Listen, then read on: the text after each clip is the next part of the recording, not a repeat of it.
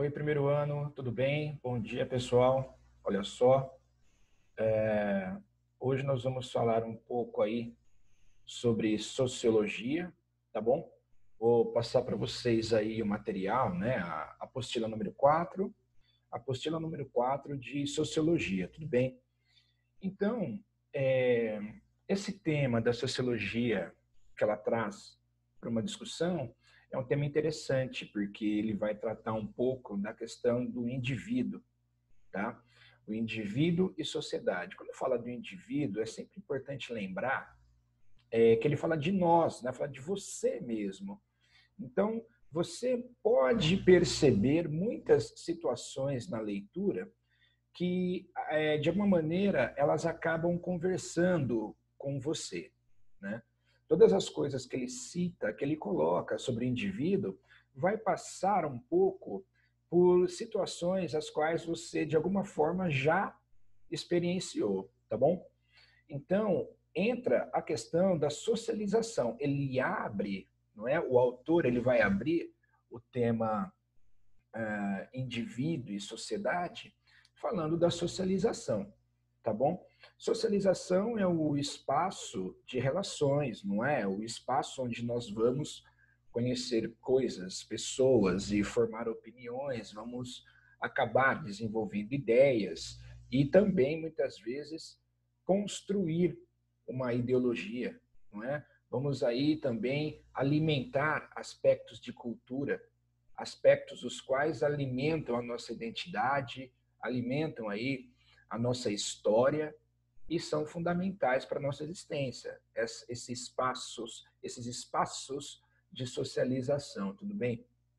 Então, como espaço de socialização, existe, não é? Instituições. Você tem instituições, várias instituições, tudo bem? E dentro do estudo sobre indivíduo, sociedade, você vai ver que é importante compreender que tem aí 4 grandes grupos principais, não é, de instituição, de espaço, né, de socialização, os principais. Aí você tem a família, a escola, a religião e o Estado. Bom, então, importante lembrar que quando falamos de família, cada um tem a sua, cada família tem a sua cosmovisão, não é? E, diante disso, essas famílias, não é? A instituição familiar, ela vai contribuir socialmente. Então, a família tem influência direta na sociedade. Eu até costumo dizer que muitas vezes, quando falamos que a sociedade não está bem, as pessoas não estão muito bem, o mundo está muito doido, na verdade, as famílias não estão bem, não é? Quando no seu discurso a sociedade não está bem, você está trazendo como interpretação a seguinte informação: as famílias não estão bem, porque a sociedade ela é formada essencialmente por famílias. Tá certo? Então, tem aquele discurso que vocês já ouviram falar muitas vezes, que a família é a célula mãe, né?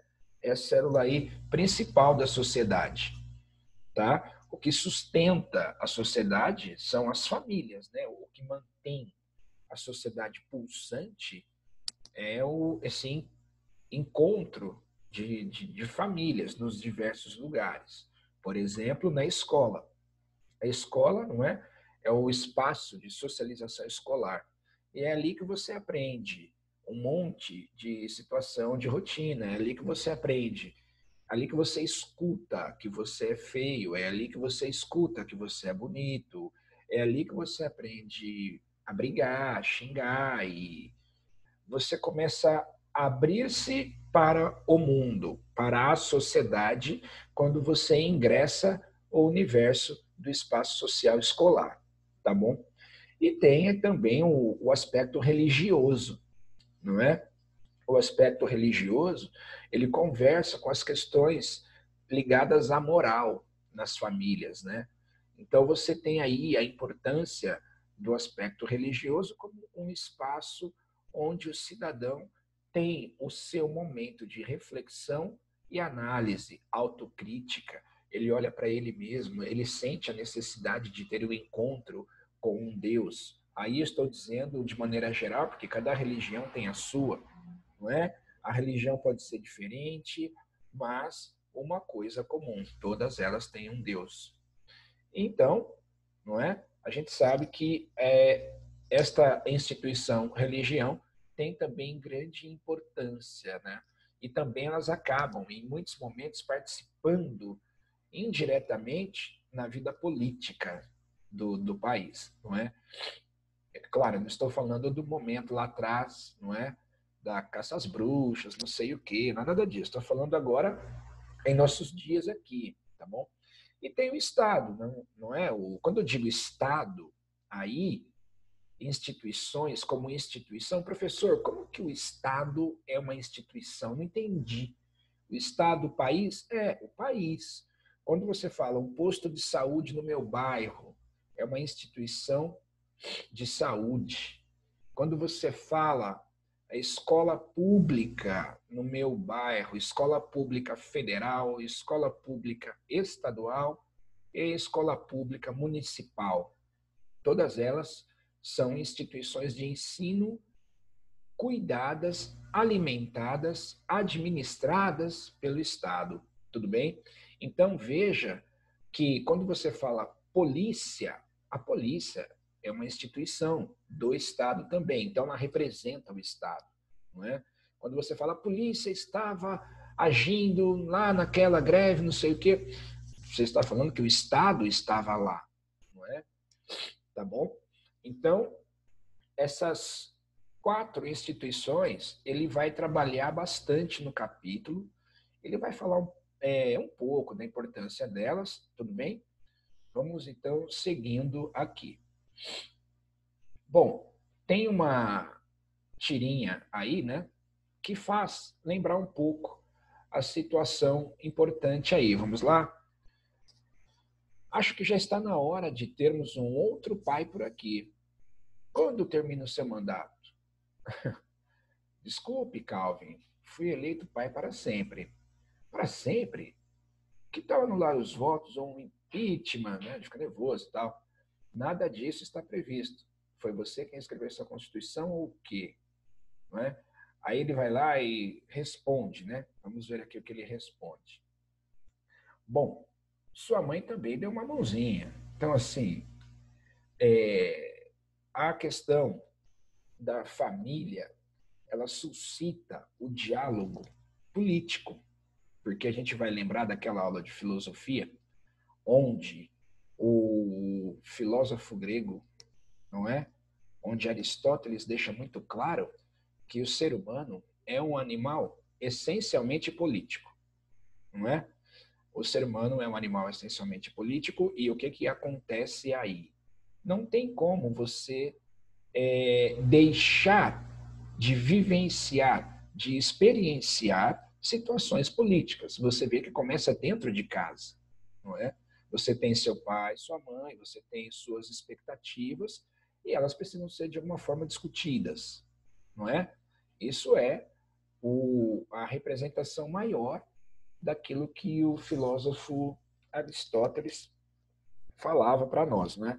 Sobre a questão do homem, do cidadão, ser essencialmente político. Tudo bem?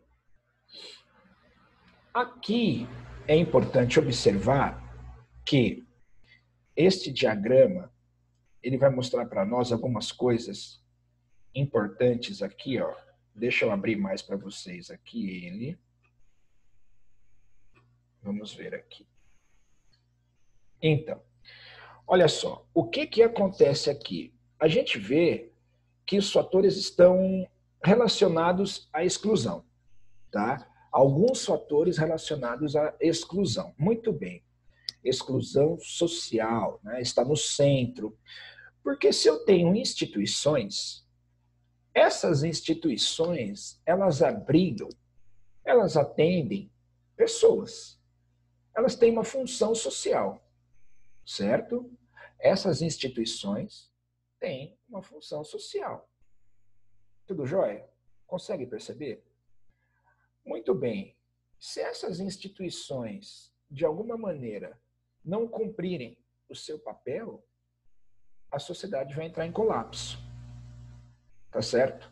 Se essas instituições, que têm por objetivo principal atender as pessoas, não conseguem, por alguma razão, não atender as pessoas, ou seja, não cumprir a sua função social, a sociedade está em colapso. E a gente precisa intervir nesta situação, certo? Então, o que que você tem aí? Consumo, abuso de drogas, né? O que que leva o abuso, o consumo das drogas? A prostituição, a imigração, a doença, a criminalidade, a baixa escolaridade, o desemprego, são fatores da exclusão social, não é? São elementos da exclusão social e que muitas vezes vale a pena você tratar o desemprego, tratar a baixa escolaridade, tratar a questão das pessoas em situação de rua, tratar essa situação de violência, criminalidade. Mas eu não posso esquecer que o tratamento passa pelas instituições também, não é? Não adianta eu chegar lá em São Paulo agora, nesse período, exemplo, São Paulo, né? Pode ser qualquer lugar do Brasil. Vejo pessoas em situação de rua, vou até a prefeitura, faço um movimento para que possamos melhorar, para que possamos ampliar os abrigos para atendimento a essas pessoas, com alimentação, com higiene, com atendimento necessário. Não adianta eu fazer só isso. Eu preciso também trabalhar as instituições em conjunto e entender em que ponto essas instituições não estão conseguindo exercer a sua função social. Porque o indicador de que essas instituições precisam ser trabalhadas melhor ou precisa verificar o que acontece de erro nessas instituições, o indicador disso é o aumento da exclusão social, não é? Ou seja, essa situação de exclusão que coloca o indivíduo à margem da sociedade, ela precisa ser debatida, ela precisa ser discutida, não é? Parece que as pessoas não têm muito tempo para isso, mas é uma necessidade fundamental. Você cuidar daquele que não tem pai nem mãe por alguma razão, aquele que está desempregado, não acha emprego de jeito nenhum, e a situação do ex-presidiário. O rapaz foi preso porque roubou o banco. Ah, ele já cumpriu pena, ele saiu. Será que ele vai arrumar emprego? Ah, ele não merece emprego. O cara é presidiário. Ele é ex-presidiário. A função do sistema prisional não é reeducar, reinserir a pessoa que está à margem novamente à sociedade. Essa é a função do sistema prisional. Só que, na verdade, vocês sabem, né, que essa conversa aí nós poderíamos abrir para uma outra aula, porque é muito longa. E, na verdade, quando você tem um ex-presidiário, acontece como na música dos Racionais, né? Vai se tornar para sempre um ex-presidiário.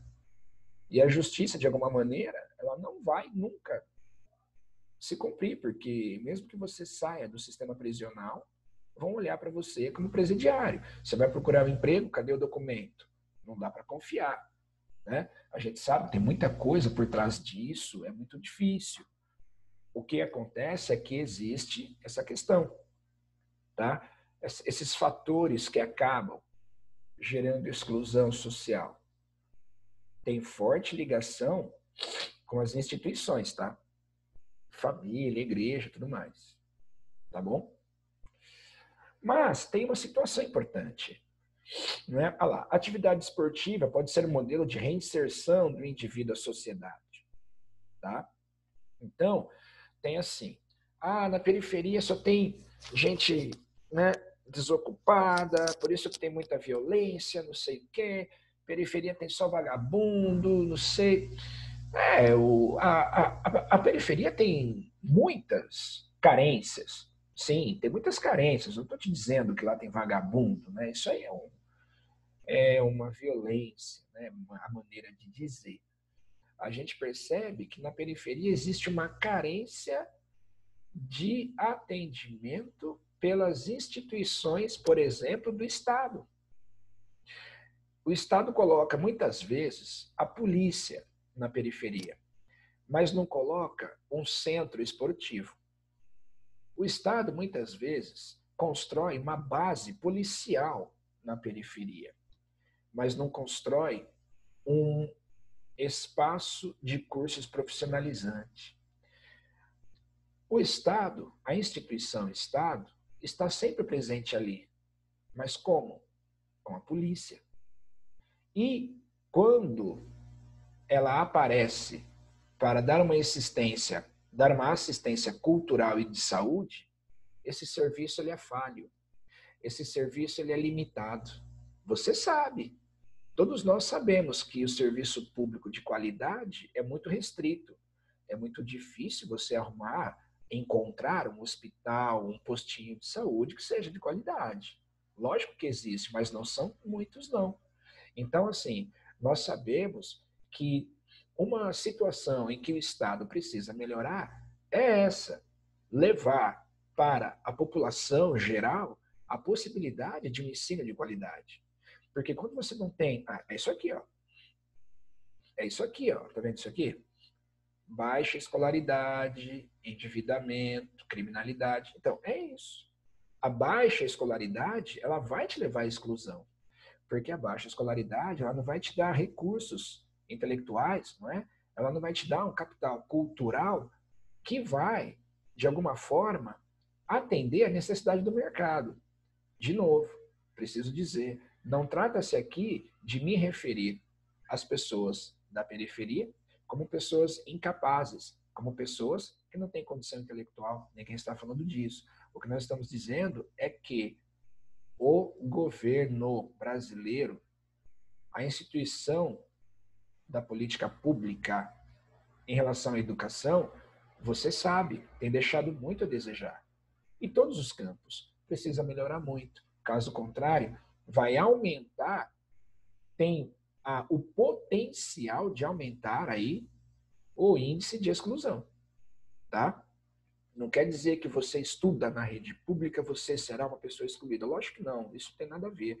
Mas você coloca o cidadão em situação vulnerável. É isso que eu estou dizendo. Que quando você estuda na rede pública e a rede pública não trabalha direito, não tem aula, não tem. Tudo isso é uma ameaça à sua integridade social. Tá certo? Vamos lá. Olha aí, ó. A foto mostra um agente da Secretaria da Assistência Social do Rio de Janeiro, auxiliando o usuário de crack durante a operação no bairro Madureira. O tratamento de dependentes químicos é uma necessidade social e uma obrigação do Estado. Contudo, se outras instituições não estiverem envolvidas, dificilmente ocorrerá a ressocialização do indivíduo dependente químico. Gente, dependência química é uma doença, né?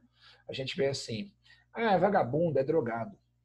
E se aí está usando droga, é vagabundo. Tem que ser preso. Gente, precisa analisar a situação com calma, com parcimônia, para que não se faça, para que não se cometa injustiças. Você vai ver mesmo muita gente usando droga porque quer, usando droga deliberadamente, né? Entrando para o mundo aí violento, etc. Mas tudo isso merece ser analisado de acordo com os padrões estabelecidos, às margens da lei. Então, você precisa caminhar com a legislação embaixo do braço antes de fazer qualquer julgamento, porque o que nos guia é a nossa Carta Magna, é a Constituição e a legislação que fundamenta essa Constituição. Então, eu preciso ver, esse cara drogado, ele merece um tratamento químico, um tratamento hospitalar, ele é um dependente químico, ele merece um tratamento hospitalar, ele merece, de alguma maneira, que o Estado ofereça nos hospitais médicos para atendê-lo? Oferece sim, professor, oferece. Ele não vai porque ele não quer. Então tá, deixa eu te dizer uma coisa. Eu conheci uma pessoa que ela precisava de tratamento psiquiátrico. Ela tinha que ir ao psiquiatra, passar, etc e tal, fazer um tratamento. Ela levou 30 dias para conseguir marcar uma vaga e mais quase 60 para ser o dia dela visitar. Percebeu? Uma pessoa levou quase 90 dias para conseguir o atendimento no psiquiatra no hospital público. Entende? Quase 90 dias. Ah, professor, mas no postinho aqui da rua de casa é só chegar e marcar. Eu conheço um lugar, foi o que eu disse. Tem lugares que o serviço público funciona bem. E tem lugares que ele não funciona bem. Entende isso? E nós não podemos aceitar, a partir desta situação, que está tudo bem. Ah, não, tem uns 5, 6 postos aí, eles atendem bem. Tá tudo bem. Não, não tá. Você tem muita gente no estado, muita gente na cidade, precisa mais postos de saúde atendendo melhor, precisa mais escolas atendendo melhor, não é? Então, veja, essa fotografia é do Rio de Janeiro, mas ela se aplica a todos os estados do Brasil tranquilamente, tá? Foi uma fotografia do Rio de Janeiro porque é a fotografia que está na sua apostila, tá certo? Bom, vamos lá então, mais uma tirinha aqui, né, para a gente refletir e pensar um pouco. Duas pessoas aí conversando, tá? Olha só. Ora, você não entende que são pobres porque querem?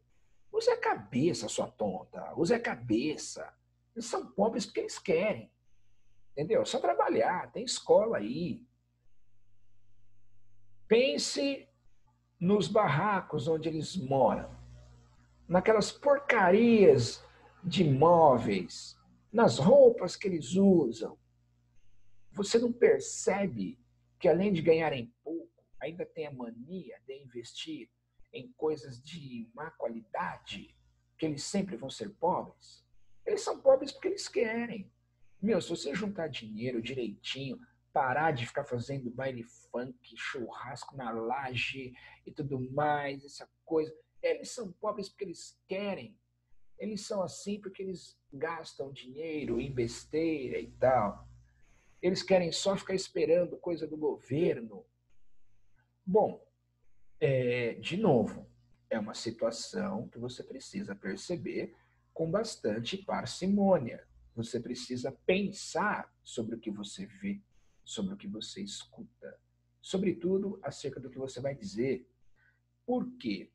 Porque a situação de exclusão, nós já estudamos, ela vem de longe. A situação de exclusão que se apresenta hoje, ela não é nova.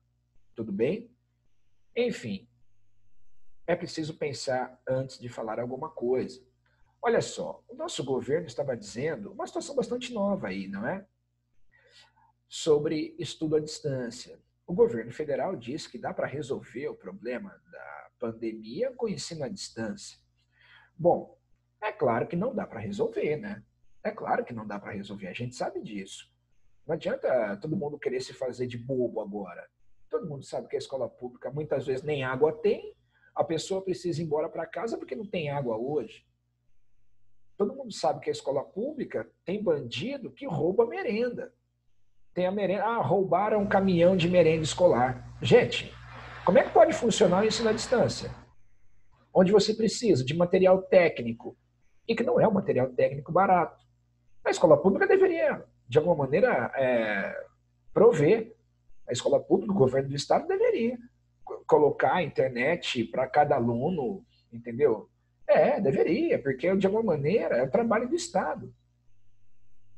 Mas acaba sempre indo para o setor privado, né?